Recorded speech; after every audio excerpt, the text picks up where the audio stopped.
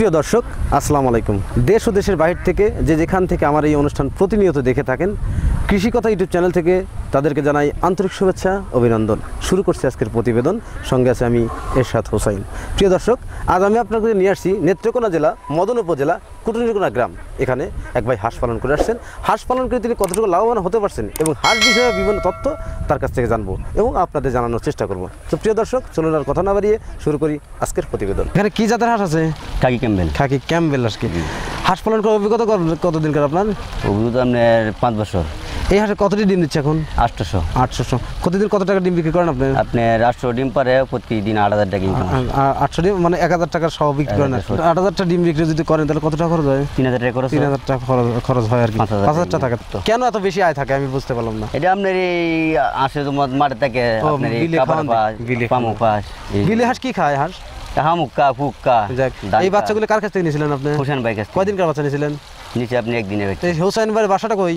ওই যে কুটিরগুনা। কুটিরকোনা, সেটা কুটিরকোনা মানে নেত্রকোনা জেলা মদন থানা কুটিরকোনা গ্রামে। এখানে ওনার বাসা আর কি। উনি কি সঠিক এ গ্রেডের বাচ্চা দিয়েছিলেন আপনাকে না বি গ্রেডের বাচ্চা? সঠিক বাচ্চা দিয়েছিলেন। আপনার যে 3 বছরের অভিজ্ঞতা, তার পূর্বে আপনি কি কাজের সাথে জড়িত ছিলেন?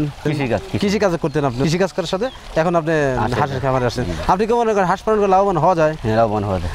নতুন যারা খামার করেন, তারা যে হাঁস খামার করেন, তারা লাভবান হতে পারে? অনেক হতে পারবে। আপনার কি মনে হয় হোসেন ভাই কি সঠিক ভালো বাচ্চা দিয়েছে বা অন্য কেউ আসলে তাদের সঠিক ভালো বাচ্চা দেবেন? হোসেন ভাই আমারও ভালো দিয়েছে আর অন্য হইলেও আপনার তারা ভালো বাচ্চা দিবে। আপনার বাড়ি তো কুটুরিকোনা? জি জি। হোসেন ভাইয়ের বাড়ি কিন্তু কুটুরিকোনা। তাহলে আপনার সাথে সে সওদা বা ভালো করতে পারে। বাইরে থেকে যদি একটা লোক আসে, সে কি তার সাথে ভালো করবে? তার ব্যবসা কি সুন্দরভাবে সে পরিচালনা করে থাকে, সততার সাথে পরিচালনা করে থাকে? জি জি, করতে পারে। প্রিয় দর্শক, আমার এই ভাই খামারি ভাই, উনি হাঁস পালন করে আসছে। হাঁস পালন করে ব্যাপক সফলতা অর্জন করেছে, সেই কথাটাই শুনলাম, সেই সফলতার গল্প। তিনি 1000 হাঁস থেকে প্রতিদিন 800 ডিম পান এবং সে ডিম বিক্রি করার পরে প্রতি মাসে তার 1.5 লাখ টাকা আয় থাকেন। হাঁস থেকে যে 1.5 লাখ টাকা আয় করেন, সব কিছুই অনুদান সেই হোসাইন ভাই, যার থেকে তিনি একদিনকার বাচ্চা সংগ্রহ করছেন। যেমন একদিনকার বাচ্চা সংগ্রহ করার পরে তিনি আর স্বাবলম্বী। এই কাজের পূর্বে তিনি কৃষি কাজের সাথে জড়িত ছিলেন। এখন তার প্রতি মাসে 1.5 লাখ টাকার মতো আয় থাকেন। আচ্ছা, এখানে যে হাঁস পালন করছেন, এই আপনার এলাকাতে কোনো সমস্যা হয় না? না। যাক, আপনি এই হাঁস আপনি ছাড়া কে দেখাশোনা করে? আমার ছোট ভাই আছে, আমার কামলা আছে, যাক, লোকও রাখা আছে।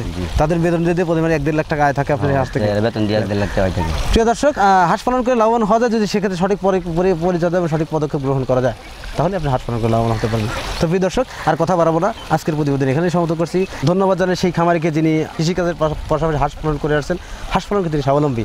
আর ধন্যবাদ জানাই সেই মানুষটিকে যার কাছে তিনি বাচ্চা সংগ্রহ করে আর স্বাবলম্বী হয়েছেন, সেই হোসেন ভাই।